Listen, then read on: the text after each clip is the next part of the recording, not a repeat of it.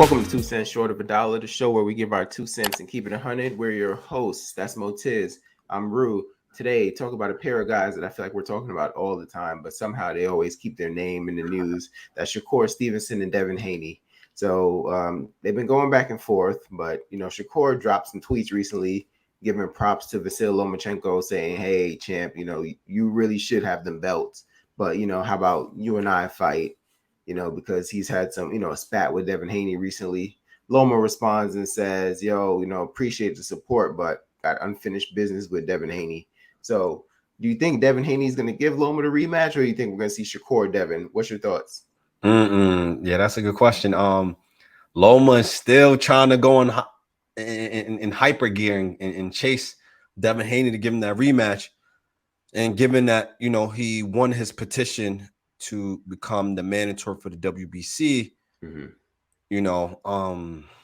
seems like right now, based off of how things are shaping up to be, because now I know that Shakur, there's a rumor Shakur actually submitted a petition through the WBC or actual formal request requesting that they allow him to fight Devin Haney, but I don't know how that's going to work out. Yeah. It's a bit weird, but something tells me that Devin Haney right now probably is more likely to rematch Loma than he is to fight Shakur Stevenson, just given the whole 25% issue and the whole back and forth. What are your thoughts? Even though we both know that more than likely in his case he's going to move up, but if you're comparing just both Loma and Shakur, which options he have, I think he might take the rematch with Loma, and that's me still believing in Devin Haney as he called himself an old school fighter. Yeah. I think he would more than likely take the fight with Loma as well. One, he kind of would need to right the wrong, but two, I think in his mind, Shakur is a bigger threat.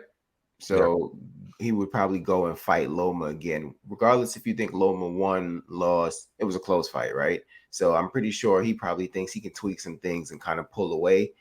I think he knows the danger of Shakur, and that's not saying that Loma doesn't pose danger as well, but the Shakur danger is unknown. The Loma danger, there's a kind of a familiarity there now. You know what I'm saying? So I think most likely after two is to see him fight Loma again.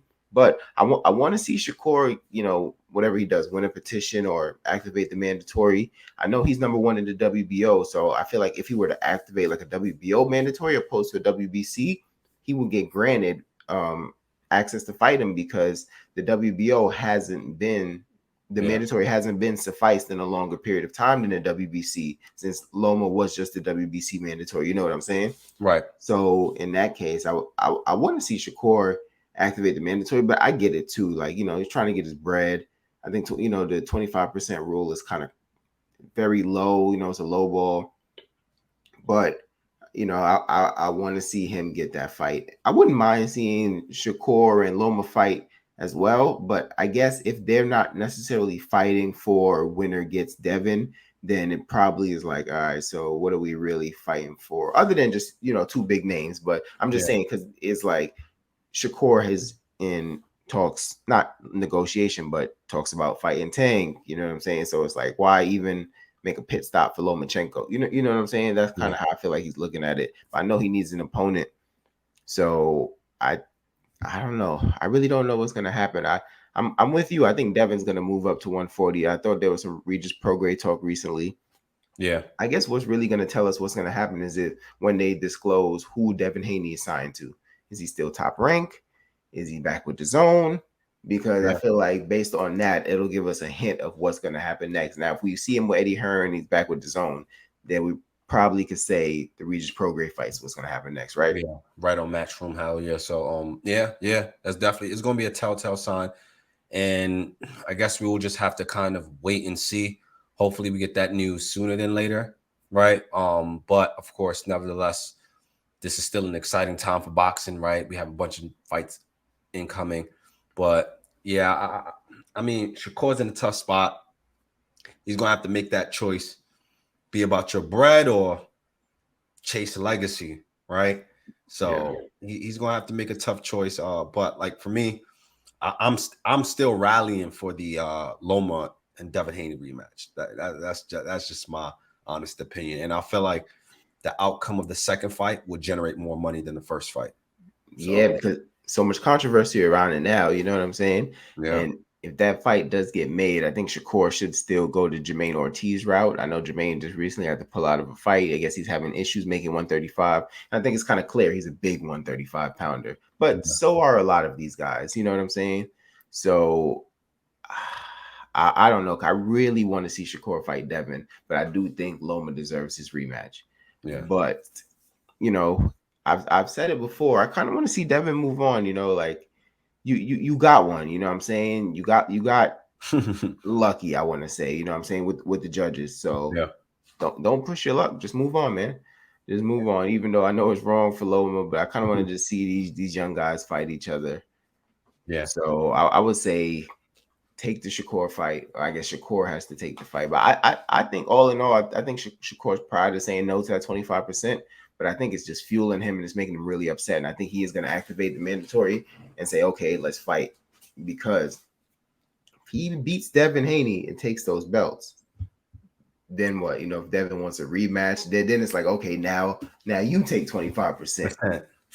Yeah, yeah. That can be a likely that can happen. I can definitely see that happen for sure. So I mean, we'll see. We'll see. I Yeah. mean, we'll see what happens. And then so hoping Tio comes back, right? Mhm.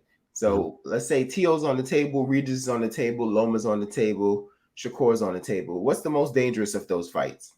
Of course, we're assuming Tio and Regis fight for Haney will be at 140, and the other two will be at 135. I think Shakur. Shakur? I think Shakur is still the most dangerous fight for him. Absolutely at 135, and then he's an exceptional fighter. Yeah, absolutely. Like if I had to do it in order, I'll probably do Shakur. I'll do. Had to think about Tio putting it on Josh Taylor. Josh Taylor. Yeah, I was gonna go. I was gonna go Shakur, Loma, Josh Taylor, Regis, but Tio Regis. yeah, T.O. Regis. Oh my bad.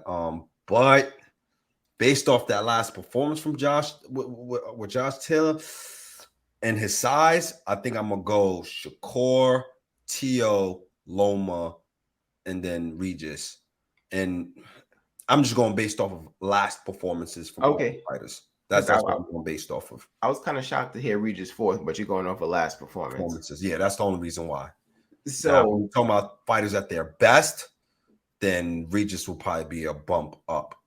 You know, I'll probably have him over Loma due to his size and punching power. yeah.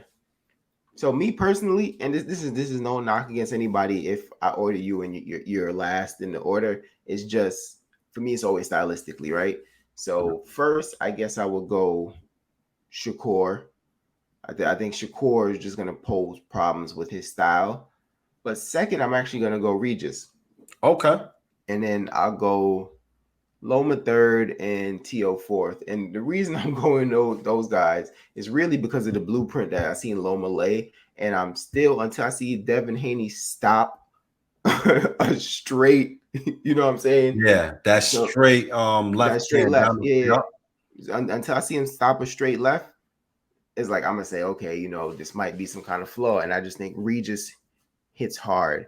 You know, punching power is going to be up for debate between him and Tio. They both hit really hard, but if you couldn't stop that straight left from Loma all night, I know Regis is not the same fighter as Loma, not the same athleticism or speed, but if he connects with some of those straight lefts, I mean, it could be a long night for Devin Haney. I can see one of those really hurting Haney, and Regis is, you know, once he smells blood, he's on you. Yeah. Yeah, that's a good point. That's definitely a good point for sure. So Yeah, so we'll see. so It's definitely a ton of fights to make happen. So yeah, definitely. So we want to hear from you guys in the comments. Who do you want to see Devin fight? Not who do you want to see him fight. In of those four guys, who do you think poses the most challenge? Do you think they're doing Shakur dirty right now? You know what I'm saying, with this whole mandatory 25% split. Should that be changed in the future? You know what I'm saying? Because that's a very, very low number. yeah. You know what I'm saying? It's just kind of crazy. You know, money's like even though this is probably the best year of boxing, we're getting a lot of fights. I am hearing things about money hold up fights as well. I just think 25% for a guy really going out there and laying it on the line is pretty low. Yeah, Maybe 35%. You know what I'm saying? I agree. Starting it at 35% or something like that. So definitely want to see some changes there. But of course, 2 cents short of a dollar. We got a lot more videos coming. Make sure you stay tuned.